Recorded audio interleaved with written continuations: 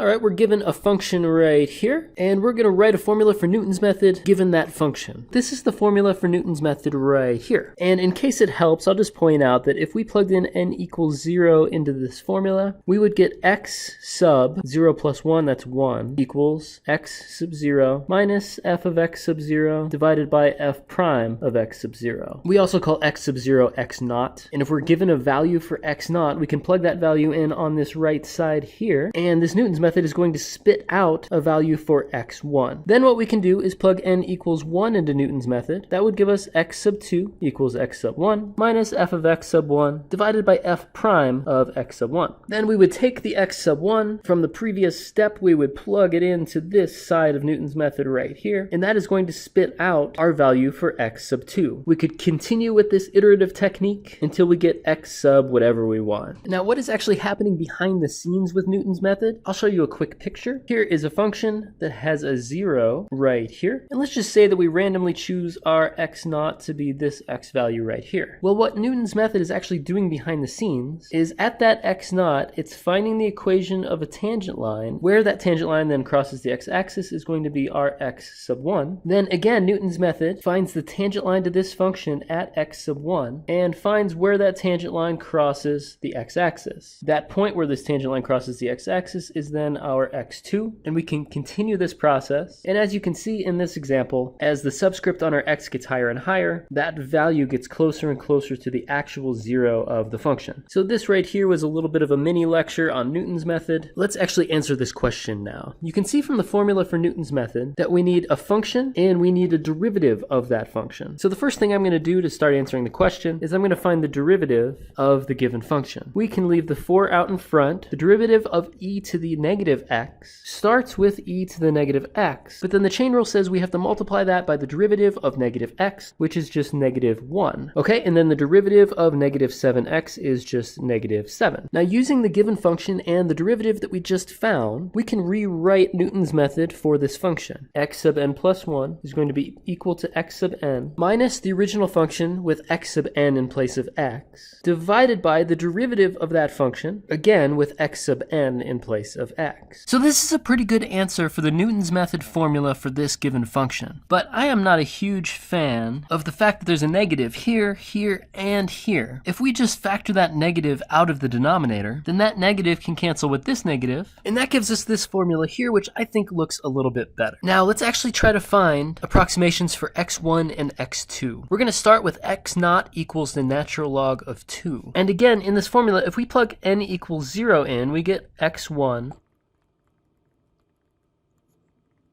given to us in this form right here. Okay, let's plug in x naught equals natural log of 2 to get x1. Alright, so we have this big formula now for x1, and we can plug all of that into a calculator, or we can do a little bit of simplifying before plugging it into the calculator. It's up to you. But as a side note, e to the negative natural log of 2 can be rewritten as e to the natural log of 2 to the negative 1 power. That is a rule for logarithms that says that we can take the coefficient in front of a logarithm and put it in the power of the argument of the logarithm. Now, without the negative in the way, the exponential and the natural log cancel each other out, just leaving us with the 2 to the negative 1 power, and 2 to the negative 1 power is just 1/2. So we know that this e to the negative natural log of 2 is 1/2, and the same is true of that right there. Multiplying each one of these 1/2s by 4 gives us 2's in those slots. And okay, I think we're just going to need to bring up a calculator now.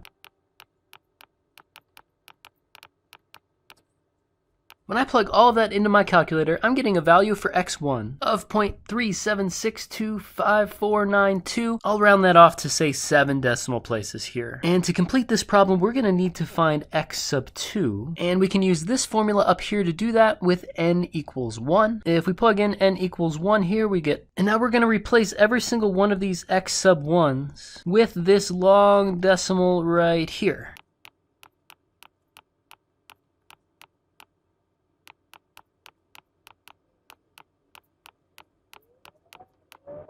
And feel free to hit pause on this video to take a closer look at how I just entered all of that stuff into my calculator. But when I do, I am getting this long decimal right here, and here I just rounded this thing off to 7 or 8 decimal places. But okay, I think that does it for this problem. We found x1 and x2. We also found this formula for Newton's method for this given function all the way up here. So I think we've answered all the questions. So I hope that helps, and I'll see you next time for the calculus problem of the day.